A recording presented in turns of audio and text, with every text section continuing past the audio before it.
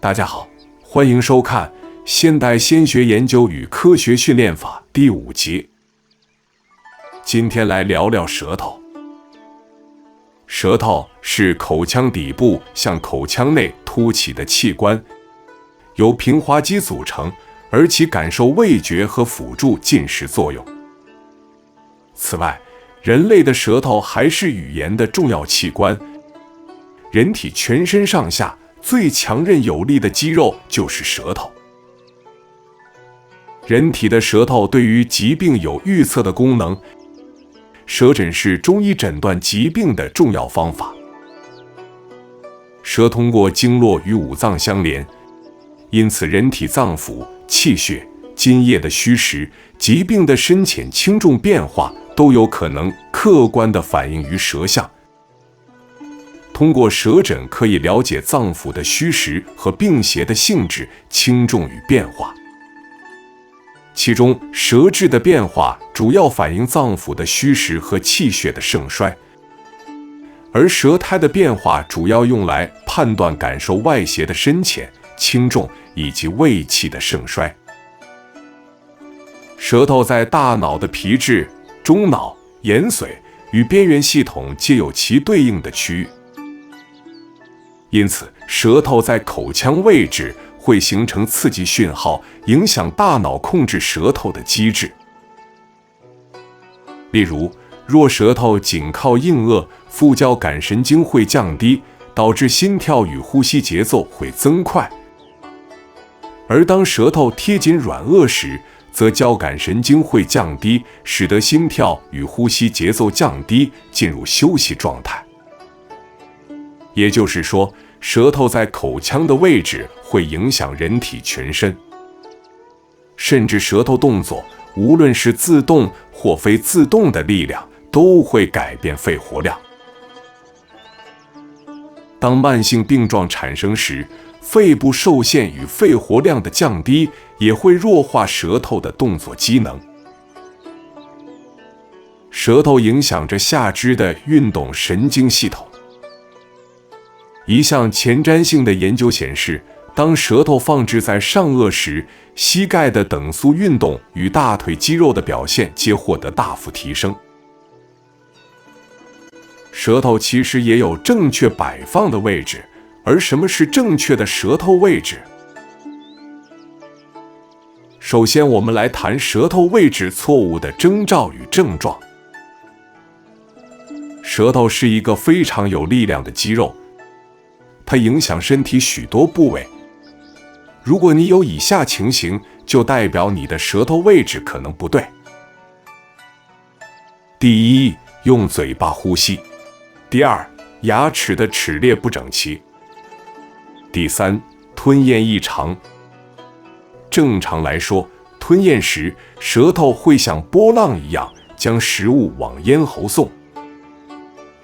若舌头惯性地往前挤弄牙齿或吞东西的时候，舌头会从齿缝中跑出来，医学上称为 tongue froth 吐舌皮。那么不仅吞咽会产生困难，也会影响到牙齿的发育与下颚的形状。第四，打鼾与睡眠呼吸中止。舌头位置不正确，会让舌头容易后坠，使呼吸道狭窄，甚至完全阻塞。第五，视力问题。上颚连接鼻窦和眼窝，影响了眼睛在头部的位置。如果因为舌头位置不正确，导致上颚形状受影响，眼睛也可能因此落在不适当的地方，而影响视力。第六，颞颌关节障碍。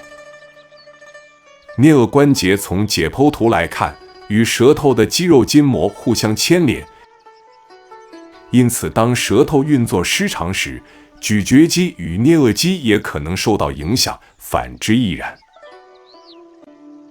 第七，头颈前倾，肩颈僵硬紧绷。第八，头痛。第九，磨牙。第10，讲话不清楚。正确的舌头位置可以带来的好处，首先是五官变得更好看。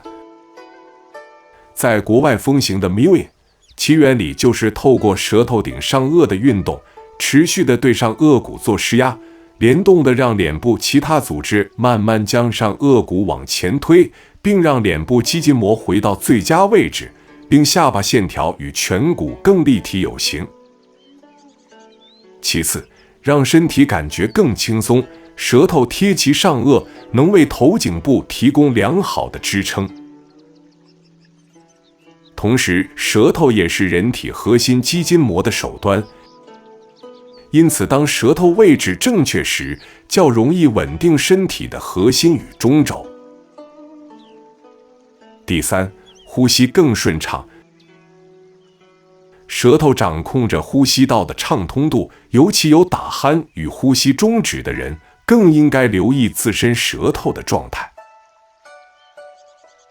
最后是睡眠更稳定。当呼吸顺畅，身体轻松，睡眠自然就能达到优良品质。另外，许多人的双下巴其实不完全是肥胖所造成的，而是舌头放错位置。正常状态下，我们应该将舌头整片贴着上颚，但现代人常因为过敏习惯的嘴巴呼吸，或是饮食习惯中常吃较柔软的食物，导致咬肌力量不足。这种种的因素会让舌头不自觉地摆放在口腔下侧，这会进而影响到口腔周肌肉、牙齿等发展，脸渐渐处于内凹状态，就容易出现双下巴、护斗、龅牙的等状况。以气脉的角度来看，舌底上颚是交通阴阳、沟通任督二脉的桥梁，俗称搭鹊桥。督脉总督诸阳，能联系手足三阳经脉而交汇于督脉的大椎穴，所以又有阳脉之海之称。本集的重点就是练习舌顶上颚成为日常的习惯，不论是养生保健、学仙学佛，都是重要不可忽略的功夫。舌头是筋膜深前线的起点，以整体肌筋膜群脉络来看，舌头与周边肌肉、胸锁乳突肌以及胸部肌肉群皆相互连结。可以说，舌头就像某种压力调节器，随着形态的改变，所有肌肉群都会直接或间接地受舌头影响。而舌头的运动，尤其后侧，会激活大脑前扣带回皮层 （anterior cingulate cortex） 在感官、动作、认知、情绪讯息与疼痛扮演重要的角色。除此之外，根据部分研究，舌头也是肠神经的出入口。于是，舌头成了人体输出与传入讯息的关键交汇点。而舌头本身的失调会为全身系统带来负面的影响。举例来说，心脏衰竭会改变横膈膜功能，连带削弱舌头功能，导致阻塞型呼吸中止。舌头功能良好与否也会影响颞颌关节的健康，而颞颌关节失调又会牵引三叉神经反应，最终产生心律不整与高血压等问题。非生理结构因素所导致的舌头位置的改变，则会为肾功能、嗅觉和听觉以及认知区域带来许多负面的影响。性命法诀明旨中描述道：如不顶住上颚，真气不能下降丹田，此是真人行息呼气之法也。现在来探讨舌头该怎么摆放到正确的位置。接下来，我们介绍下列4种应用情境。第一，舌贴上颚。在平常生活的日常状态，请将舌头整片贴着上颚，作为养生保健的练习。第二，舌顶上颚。人的上颚有2个小窝，称为天池。修炼的真气会从此处外泄，需要用舌顶住。在静坐或凝思专修的时候，请将舌头顶住天池穴。那么平日生活是否可以练习舌顶上颚呢？答案是可以，只是当舌顶上颚持续太久的时间，舌头会比较容易发酸，而且容易干扰说话，在社交场合容易造成困扰。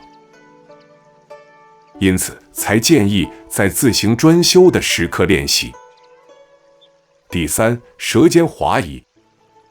当工作压力大、脑压、眼压重、情绪紧绷的时候，可以将舌尖抵住上颚，舌尖在上颚处前后缓慢地来回移动。你会发现，当舌尖移动到某个位置时，脑部的压力会缓解。这时就暂时将舌尖定位在那一点，直到脑压完全消失为止。